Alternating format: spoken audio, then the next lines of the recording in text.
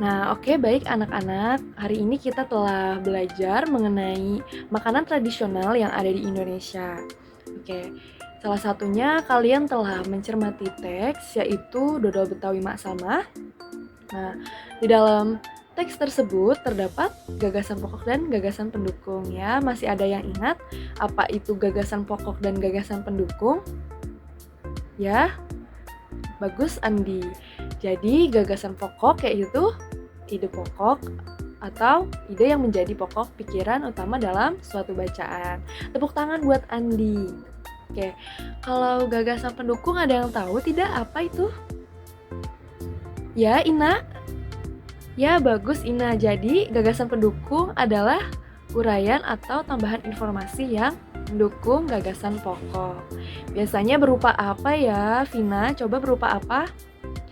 Ya, betul, berupa kalimat-kalimat penjelas yang memberi tambahan untuk gagasan utama. Nah, sudah pada mengerti kan?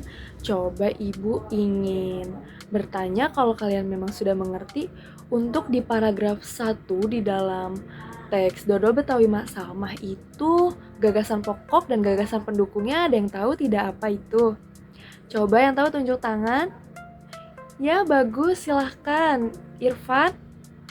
Ya betul, gagasan pokoknya adalah ulang tahun Kota Jakarta sebentar lagi. Kemudian gagasan pendukung di dalam paragraf 1 apa ya? Ibu mau menunjuk Rino. Ya betul Rino, jadi kita menyambut ulang tahun Kota Jakarta, pertokoan merayakan Festival Betawi.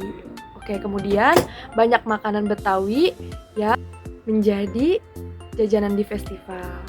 Karena Mas Salma adalah pembuat dodol tradisional Betawi di kampungnya dan ia menerima banyak pesanan. Ya, bagus ya Rino, sudah paham. Nah, oke, baik. Jika memang kalian sudah paham mengenai gagasan pokok dan gagasan pendukung, Ibu minta untuk satu orang untuk menjawab lagi ya, agar Ibu percaya kalian semuanya sudah mengerti. Coba untuk paragraf ketiga, gagasan pokok dari paragraf 3, ada yang tahu apa itu? Ya, silahkan Nina. Ya betul Lina, jadi gagasan pokok dari paragraf 3 yaitu pembuatan dodol Betawi Mas Salma dapat melestarikan budaya, memupuk kerjasama dan menjalin keakraban antar warga. Ya, tepuk tangan, semuanya sudah mengerti ya mengenai gagasan pokok dan gagasan pendukung? Oke, baik. Nah, selain dodol Betawi Mas Salma yang makanan tradisional khas daerah, ada yang tahu tidak sih jenis-jenis makanan khas yang ada di Indonesia ini selain dodol Betawi? Ya betul, mie Aceh, kemudian rendang Sumatera Barat, kemudian pindang patin dari Jambi. Kalau mie Aceh dari mana? Dari Aceh, betul. Kalau Bika Ambon, dari mana? Ya betul, dari Medan ya, bukan dari Ambon. Oke. Wah, ternyata bermacam-macam ya jenis makanan khas daerah. Nah, jadi kita harus bisa menghargainya ya anak-anak. Nah, untuk menghargai dan melestarikan makanan daerah di Indonesia, bagaimana sih caranya? Ada yang tahu tidak cara menghargai dan melestarikan makanan di daerah? Ya, silahkan Vino, apa?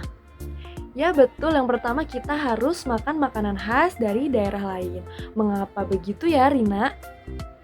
Ya betul Rina, jadi kita harus memakan makanan khas daerah lain agar kita mengetahui, misalkan kita dari daerah Betawi, kita juga harus mengetahui, oh ternyata mie Aceh dari Aceh rasanya seperti ini ya, untuk kita dapat melestarikan makanan daerah, jadi kita tahu. Kemudian yang kedua, ya Joko?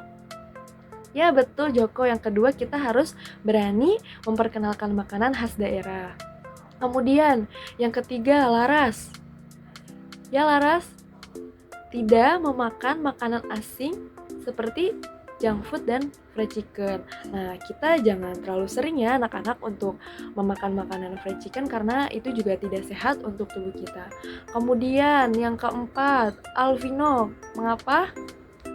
Ya betul, kita harus belajar memasak makanan khas daerah agar dapat melestarikannya. Karena, mengapa?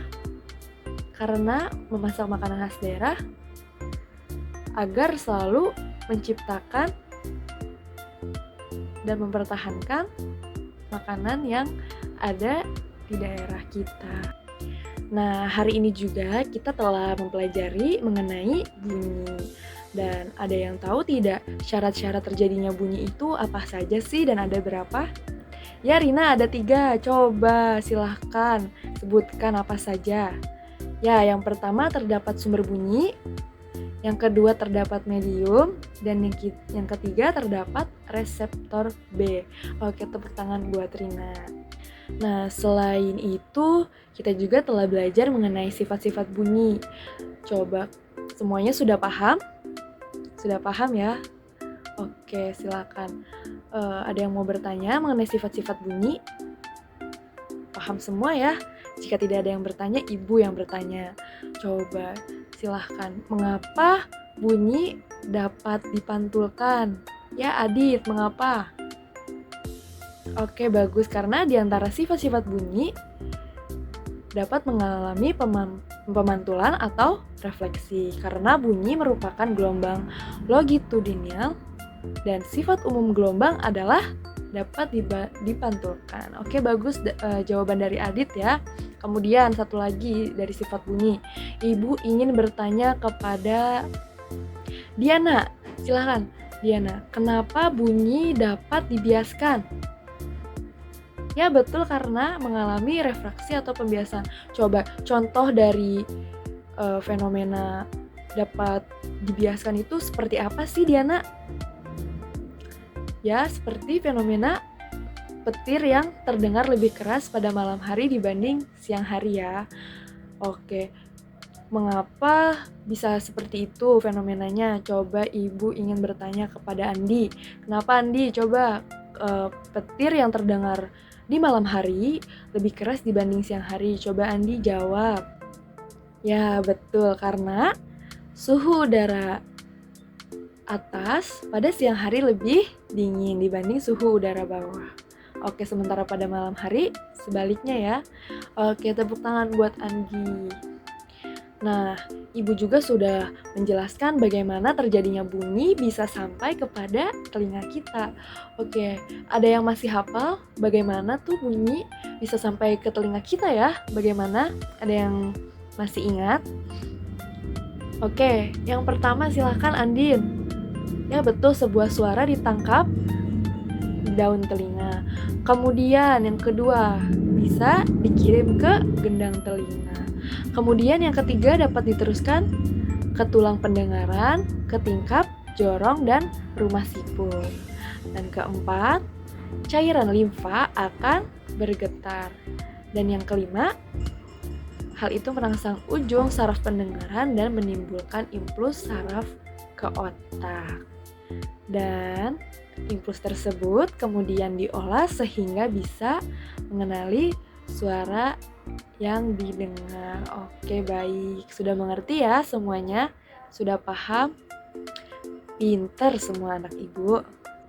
Oke, baik. Untuk pertanyaan yang terakhir, benda-benda yang memantulkan bunyi itu misalnya seperti apa? Ada yang tahu? Ya, Joko, kayu yang pertama. Kemudian, ya Rina, betul, kaca.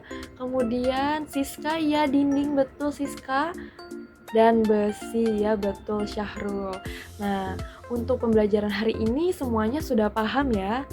Paham dong, semuanya kan pinter ya anak-anak ibu. Oke, baik. Jika sudah paham, terima kasih untuk pembelajaran hari ini. Wassalamualaikum warahmatullahi wabarakatuh.